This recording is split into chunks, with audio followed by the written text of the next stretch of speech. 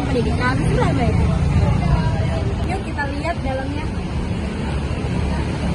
Museum Pendidikan Surabaya diresmikan pada tanggal 25 November 2019 oleh wali kota saat itu, yaitu Bu Tri Risma Harini.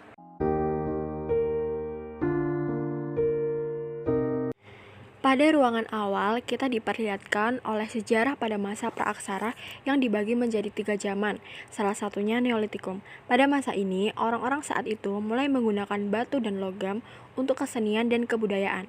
Contohnya ditemukannya ukiran pada dinding goa dan manik-manik bekal kubur. Di sini kita juga diperlihatkan naskah berbahan kulit dengan tulisan Arab. Naskah ini berupa surat tidur, juga terdapat tembang macapat dan buku cerita Nabi Muhammad yang ditulis dengan aksara Jawa. Beberapa buku yang dipamerkan di sini merupakan buku yang terbuat dari kulit.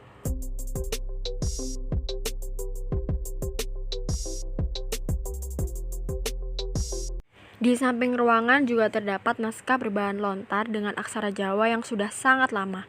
Keren banget ya guys. Juga terdapat kertas berbahan Eropa yang menceritakan tentang kisah Nabi Muhammad. Kemudian kita diperlihatkan oleh patung seorang santri yang sedang mengaji pada gurunya. Pendidikan pada masa itu umumnya ialah pendidikan agama yang diselenggarakan oleh pesantren.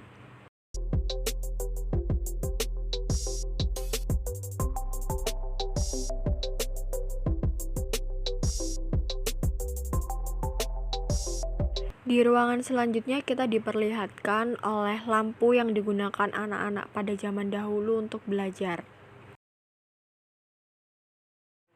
Di sini juga terdapat mesin ketik yang sangat antik. Wah, keren banget ya, museum ini masih menyimpan mesin ketik itu. Di sini kita diperlihatkan oleh seragam guru yang digunakan pada masa kolonial. Wow, di sini juga terdapat sepeda yang digunakan oleh guru-guru untuk berangkat sekolah pada masa kolonial. Ternyata orang-orang pada zaman dahulu menggunakan cetakan huruf Jawa maupun huruf Arab. Di sini terdapat mesin ketik lama dan kamus bahasa Belanda, juga komputer lama. Orang-orang zaman dulu biasanya berjalan kaki untuk pergi ke sekolah. Hanya anak-anak yang beruntung yang bersekolah diantar jemput menggunakan motor oleh orang tua. Wah, kita harus bersyukur banget ya guys, karena kita berangkat sekolah bisa menggunakan kendaraan sendiri. Setelah kemerdekaan, bangsa Indonesia dituntut harus mandiri. Bangsa kita saat itu mampu menyelenggarakan pendidikan yang harus lepas dari kurikulum kolonial dan juga dekat dengan keberagaman yang membentang sepanjang kepulauan Nusantara.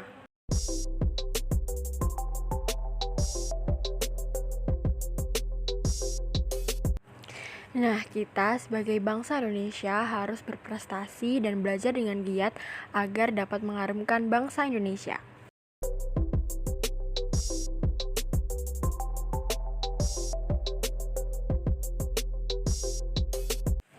Di ruangan terakhir ini kita diperlihatkan oleh macam-macam alat tulis yang digunakan anak-anak zaman dahulu seperti kapur, papan tulis, tempat makan, tepak pensil, penghapus, dan macam-macam alat lainnya.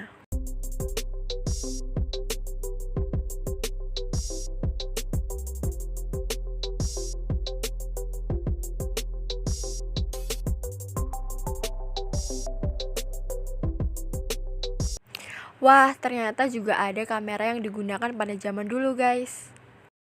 Di sini juga dipamerkan beberapa buku yang digunakan anak-anak sekolah pada zaman dulu. Ada juga kumpulan ijazah dan rapot anak-anak sekolah dulu. Bahkan di sini terdapat beberapa ijazah mahasiswa yang lulus dari kampus ternama di Indonesia. Juga terdapat alat-alat laboratorium dan mesin ketik lagi. Wah, keren banget. Setelah itu kita jalan lagi dan menemukan patung seragam siswa-siswi yang digunakan anak-anak Indonesia untuk bersekolah. Lucu banget guys. Nah, sebagai anak bangsa kita juga harus melestarikan budaya Indonesia yang beragam-ragam. Kita harus cinta tanah air dan bangga menjadi anak Indonesia. Di akhir ini terdapat piala-piala bagi anak berprestasi pada zaman dulu. Nah, kita di zaman sekarang juga harus lebih berprestasi dalam pendidikan dan juga mengharumkan nama Indonesia. Kini Surabaya menjadi kota dengan pelabuhan terbesar dari zaman Belanda hingga zaman sekarang.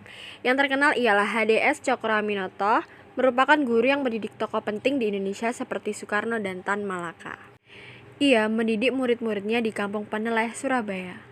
Hai, saya Dostia Purnamasari dari kelas A5 1 Prodi Psikologi. Video ini dibuat untuk memenuhi tugas akhir warga negara. Dadah!